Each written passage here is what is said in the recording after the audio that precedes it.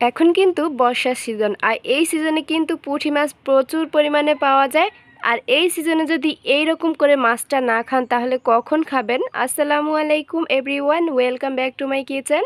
কেমন আছেন সবাই? আশা করছি আল্লাহর রহমতে অনেক অনেক ভালো আছেন। আমিও আলহামদুলিল্লাহ অনেকটাই ভালো আছি আপনাদের দোয়ায়। আজকে একদম সিম্পলভাবে কিভাবে আপনারা পুঁটি মাছ ভাজি করে খাবেন, আর এটা খেতে কিন্তু অনেক বেশি টেস্টি হয়, একদম সিম্পলভাবেই আপনাদের সাথে শেয়ার করব।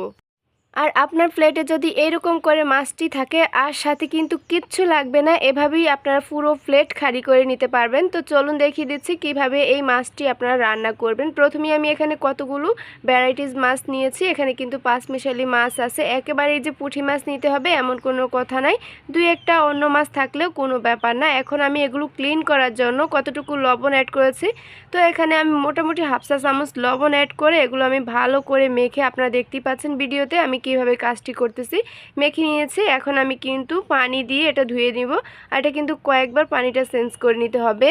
এইরকম করে ক্লিন করলে কিন্তু আপনার মাছে যে একটা পানি থাকে বা গন্ধ থাকে সেটা একদমই থাকবে না। এভাবে কিন্তু কয়েকবার পানিটা ধুয়ে চেঞ্জ করে নিতে হবে। আর লবণ দিয়ে ধোয়ার পর দেখতে পাচ্ছেন কতটুকু ময়লা বের হয়েছে।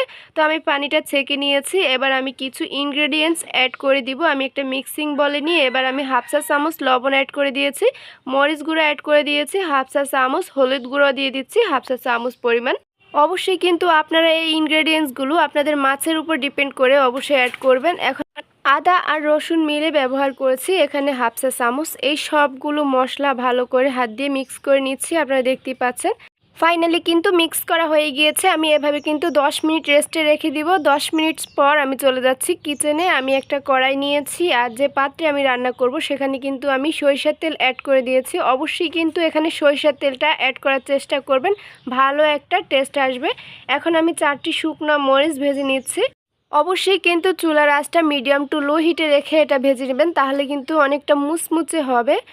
আর এখন আমি যে মশলা দিয়ে মাছটা মেখে রেখেছিলাম সেটা কিন্তু আমি এখানে অ্যাড করে দিচ্ছি। চুলার আঁচটা কিন্তু মিডিয়াম টু লো হিটে আছে, আর এভাবেই কিন্তু পুরো সময় ধরে এই মাছটি ভেজে নিতে হবে, তাহলে ভিতর থেকে একদম মুচমুচে হবে, কাঁচা থাকার কোনো রকম চান্স থাকবে না। তো প্রায় আমি 3 মিনিট মতো একটা সাইড ভেজে নিয়েছি, দেখতে পাচ্ছেন। আমি একটা খুসনির সাহায্যে কিন্তু আরও একটা সাইড উল্টে দিচ্ছি। অবশ্যই কিন্তু এইরকম লালচে করে এটা ভেজে নিতে হবে, তাহলে খেতে বেশি টেস্ট হবে।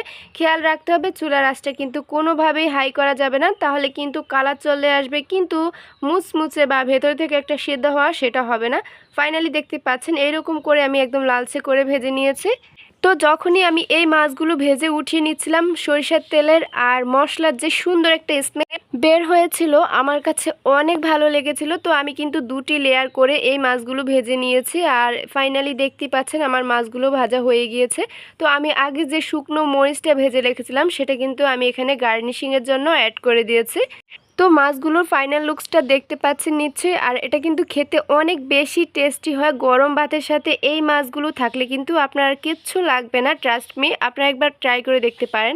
অনেকভাবেই তো এইভাবে শুকনো মাছ ভেজে খেয়েছেন, এই শুকনো মরিচ দিয়ে সরিষার তেলে এই মাছটা কিন্তু এভাবে একবার অবশ্যই এই বর্ষার সিজনে ট্রাই করে দেখতে পারেন। আলহামদুলিল্লাহ আমার বাসায় যতবারই আমি এটি তৈরি করেছি ততবারই প্রশংসা পেয়েছি। আপনারাও কিন্তু এইভাবে তৈরি করে সবার প্রশংসা নিন। ভিডিওটি ভালো লেগে থাকলে কিন্তু অবশ্যই একটি শেয়ার দিয়ে